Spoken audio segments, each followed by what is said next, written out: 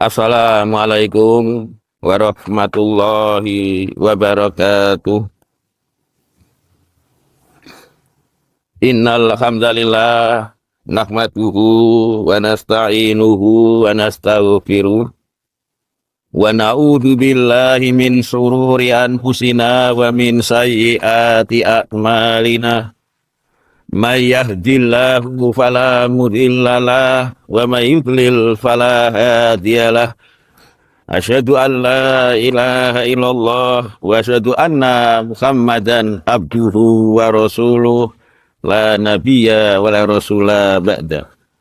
Wassalatu wassalamu ala Muhammad wa alihi wa ashabihi wa man tabi'ahu bi ihsanin ila yaumiddin. Bapak-bapak, ibu-ibu jamaah ingkang minulya, alhamdulillah kula lan panjenengan sedaya saat menika tasih diparingi oleh Allah Subhanahu wa taala nikmat sehingga kita saged nglampahi ibadah, kita saged nglampahi salat subuh kanthi berjamaah, banjur kita lajengaken kalih mencari ilmunya Allah Subhanahu wa taala. Salat salam mugi-mugi tetap tercurahkan dumateng Nabi kita Muhammad sallallahu alaihi wasallam, ugi keluarga-keluarganya, sahabat-sahabatnya, lan tiang-tiang ingkang selalu menegakkan dinul Islam sampai hari akhir.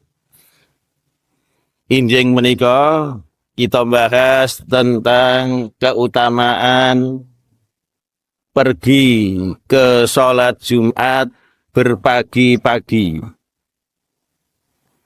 Nalika hari Jumat niki wonten keutamaan kanggone tiyang ingkang berangkat berpagi-pagi. Ten hadis diriwayatkan Bukhari, Muslim dan ahli hadis yang lain saking Abu Hurairah. Rasulullah sallallahu alaihi wasallam dawuh, manihtasala yaumal jumu'ah guslal janabah, sinten tiyang ingkang mandi pada hari Jumat seperti mandi junub, summa roha faka'an nama qarraba badana, kemudian dia berangkat di waktu pertama, maka seakan-akan dia berkorban seekor unta.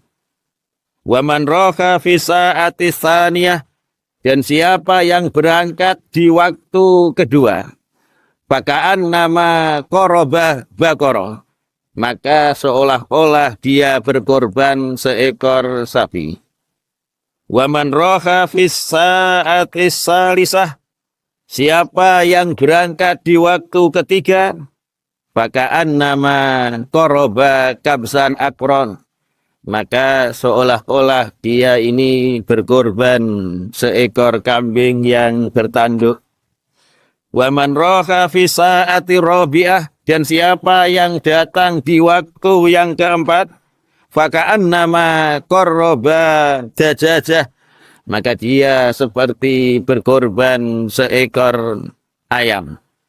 Wa man roha fi sa'atil khamisah, dan siapa yang berangkat di waktu yang kelima, faka'an nama qarraba baidah, maka seolah-olah dia berkorban seekor telur. Fa idza kharajal imam, maka apabila imam telah keluar.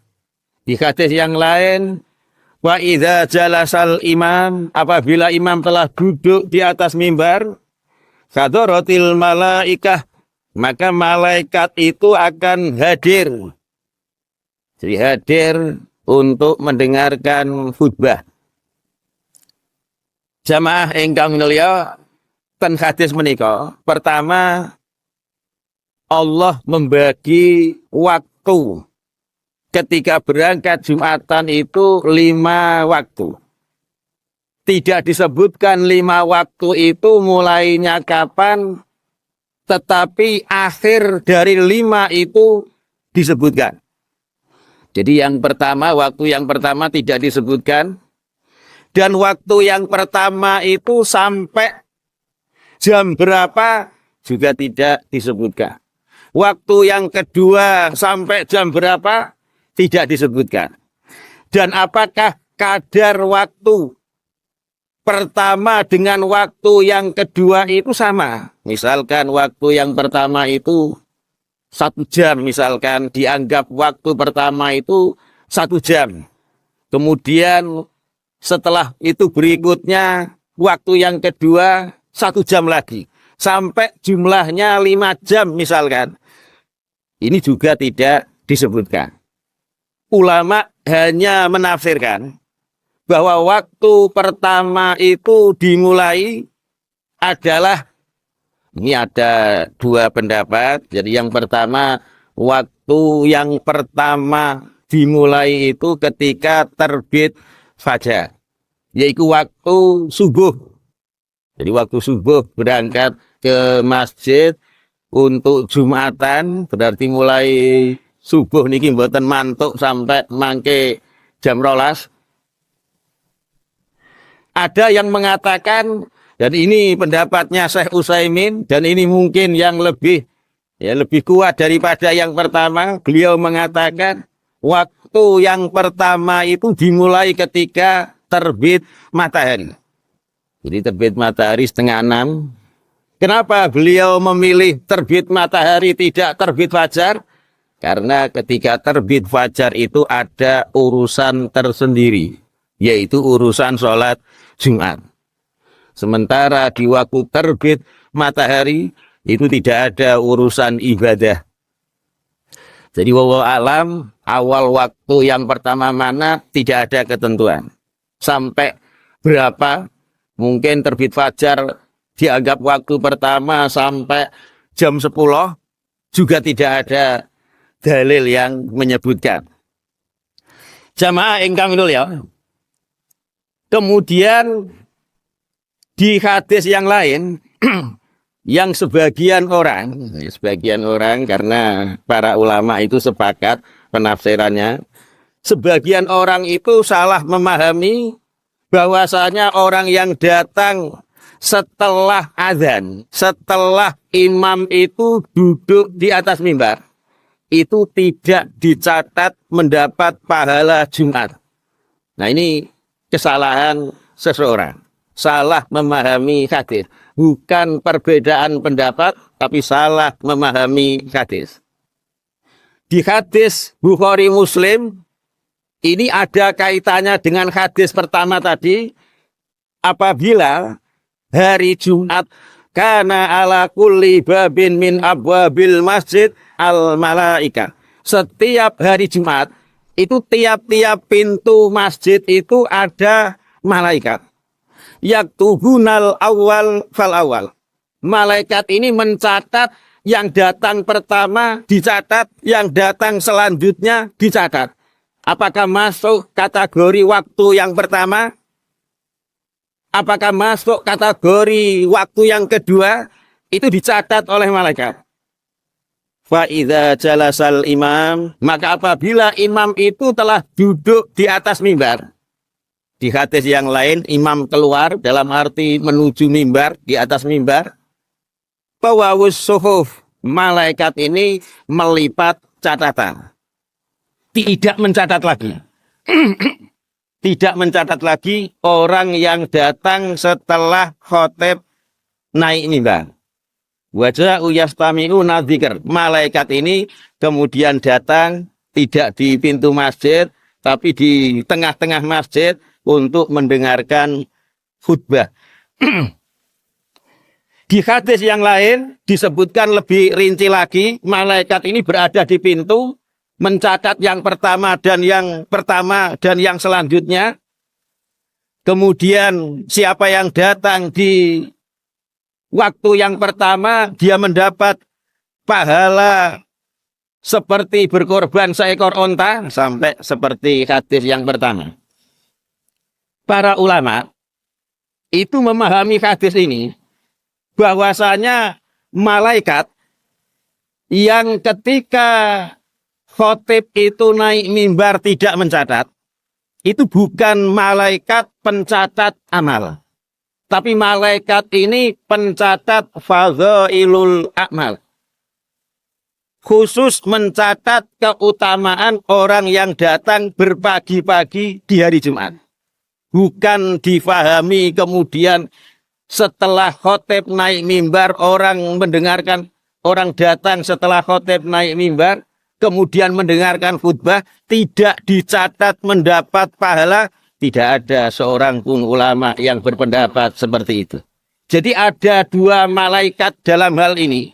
Dua macam malaikat. Pertama, malaikat pencatat fadhailul a'mal, tentang keutamaan datang di pagi-pagi di hari Jumat. Dan malaikat ini tugasnya itu mencatat yang pertama, yang kedua, yang ketiga, sampai yang kelima. Setelah selesai khotib naik mimbar, malaikat ini sudah tidak mencatat. Tapi malaikat yang lain, malaikat yang bertugas mencatat amal kita, yaitu di surat Qaf ayat 18, ma yalfidhu min qaul illa ladaihi raqibun atid. Tidaklah seorang manusia itu mengucapkan suatu perkataan kecuali di sisinya itu ada raqib dan atid, ada malaikat yang mengawasi dan menyertai, yang menulis amalnya. Kemudian di surat Al-Infitar ayat 10-11, wa inna alaikum lakafidhin, dan sesungguhnya atas kalian itu ada malaikat-malaikat penjaga, kiramang katibin, malaikat itu mulia dan mencatat. Jadi malaikat inilah yang mencatat seluruh amal manusia. Orang yang datang di awal Jumat dicatat juga oleh malaikat ini. Kemudian terus sampai orang datang mendengarkan khutbah. Bahkan orang yang datang ketika imam sholat, itu dicatat semuanya. Jadi ini pendapatnya para ulama yang banyak dinukil oleh Ibnu Hajar al-Asqalani. Kemudian apakah orang yang datang ketika selesai azan itu tidak mendapatkan pahala Jumat? Tidak, tetap mendapatkan. Jadi kata Ibnu Hajar, orang yang datang setelah khutbah itu setelah azan mendapatkan pahala khutbah, mendapatkan pahala sholat Jumat, mendapatkan sholat ba'diyah, mendapatkan pahala zikir, tetap mendapatkan. Hanya tidak mendapatkan keutamaan datang berbagi-bagi. Ini bukan berarti kemudian orang itu, wah, nek ngono tak datang selesai azan nggak masalah.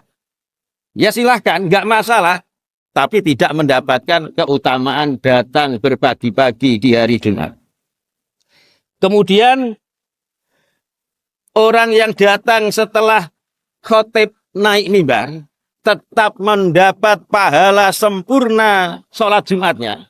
Ini didukung oleh hadis-hadis Rasulullah, misalkan hadis riwayat Muslim dan ahli hadis yang lain, siapa yang wudhu kemudian datang di hari Jumat, kemudian dia mendengarkan khutbah, ini dibatasi, dimulai siapa yang datang, kemudian dia mendengarkan khutbah, datang ketika azan, mendengarkan khutbah, dan dia diam. Ghufira lahu ma bainahu wa bainal jum'ati wa ziyadatu salasati ayam. Maka diampuni dosa-dosanya di antara Jumat, jadi Jumat tadi sampai Jumat yang akan datang, dan ditambah 3 hari. Kemudian didukung oleh surat Al-Jum'ah ayat 9 sampai 10. Ya ayyuhalladzina amanu idza nudiya lis-sholati min yaumil jumu'ati fas'au ila dzikrillahi wa dzarul bai'. Wahai orang-orang yang beriman, apabila kalian itu dipanggil pada hari Jumat, maka bersegeralah untuk mengingat Allah dalam arti Jumatan dan tinggalkan jual beli. Ayat ini menunjukkan, hei orang-orang yang beriman, ketika kalian berada di Tegal, kalian berada di pasar, kalian berada di jalan, kalian berada di rumah, kemudian terdengar azan Jumat, maka segera berangkat ke masjid. Tinggalkan aktivitas semuanya itu. Setelah itu ayat 9, fa'idza qudiyatis shalah. Maka apabila sholat Jumat telah dilaksanakan. Ayat ini mengakui bahwa orang ketika azan itu berada di rumah. Kemudian dia berangkat ke masjid. Terus dia sholat Jumat. Itu dianggap dia telah menunaikan sholat Jumat. Dan tidak ada seorang pun ulama yang mengatakan orang yang mengerjakan sholat, syarat rukunnya terpenuhi, kemudian hanya gugur kewajiban tidak mendapatkan pahala, tidak ada. Jadi ketika kulolan panjenengan sedaya mengerjakan amal wajib napa mawon, syarat rukunnya itu terpenuhi, maka kita mendapatkan pahala sudah menunaikan kewajiban dan mendapat pahala, bahkan pahala menunaikan sholat wajib termasuk Jumat itu melebihi yang sunnah. Jadi misalkan hanya datang berpagi-pagi, tidak Jumatan, misalkan tidak berjumatan, pahalanya sholat Jumat itu jauh lebih besar daripada orang yang datang berpagi-pagi. Jadi walaupun ya orang yang datang berpagi ini mesti sholat Jumat. Cuma pahala orang yang datang berpagi-pagi itu begitu besar, itu kalah dengan sholat Jumat. Kenapa? Karena sholat Jumat itu wajib. Di hadis yang lain disebutkan, siapa yang mendekatkan diri kepada Allah dengan hal yang wajib, itu melebihi pahalanya hal yang sunnah. Kemudian dalil dari hadis disebutkan, man adroka rok'atam minas sholah faqad adroka sholah. Siapa yang mendapati satu rakaat dari suatu sholat, sholat apa saja, baik sholat Jumat, sholat duhur, faqad adroka sholah, maka sungguh dia telah mendapati sholat tersebut. Di hadis yang lain, man adroka rok'atam min sholatil jumu'ah. Siapa yang mendapati satu rakaat dari sholat Jumat, faqad adroka sholat, maka sungguh dia telah mendapati sholat Jumat. Di hadis yang lain, faqad tammat sholatuh. Siapa yang mendapati satu rakaat bersama imam sholat Jumat, maka sungguh telah sempurna sholat Jumatnya. Nah, satu rakaat ini adalah ketika orang datang, imamnya sedang rukuk di rakaat kedua. Kemudian dia takbiratul ihram, terus dia takbir rukuk, imamnya masih rukuk. Maka ini dia dianggap mendapatkan pahala sholat Jumat. Walaupun pahalanya jelas berbeda dengan yang datang lebih dulu mendengarkan khutbah, dan yang mendengarkan khutbah kalah dengan orang yang datang sebelum azan, dan orang yang datang sebelum azan kalah pahalanya dengan orang yang datang di waktu yang pertama. Jamaah ingkang mulya, ini bukan berarti saya mendorong supaya orang datang setelah khutbah, tidak. Hanya hadis-hadis ayat Al-Quran menunjukkan bahwa orang yang datang setelah khutbah, setelah azan, dia mendapatkan pahala Jumat secara sempurna, tetapi kalah dengan orang yang datang di pagi-pagi. Kita menakuti orang itu tidak boleh dengan hal-hal yang tidak disyariatkan. Misalkan supaya orang datang sebelum azan, kita takut-takuti bahwa kamu tidak akan dicatat sholat Jumatmu, maka ini keliru karena tidak sesuai dengan Al-Quran dan hadis-hadis Rasul. Orang yang sangat ingin supaya manusia taat kepada orang tuanya, kemudian dia berdalilkan dengan hadis Al-Qamah, padahal hadis Al-Qamah itu hadis yang sangat lemah. Kata para ulama, kita tidak membutuhkan hadis Al-Qamah supaya orang berbakti kepada kedua orang tua. ada hadis-hadis yang sahih yang mendorong orang berbuat baik kepada kedua orang tua. Kita tidak membutuhkan menakut-nakuti orang datang sebelum azan dengan sesuatu yang tidak ada dalilnya. Sementara dalil yang sahih sudah cukup untuk mendorong kita datang berbagi-bagi di hari Jumat. Mugi-mugi wonten guna lan manfaat kangge kula lan panjenengan sedaya. Subhanaka Allahumma bihamdika asyhadu an la ilaha illa anta astaghfiruka wa atubu ilaik. Wassalamualaikum warahmatullahi wabarakatuh.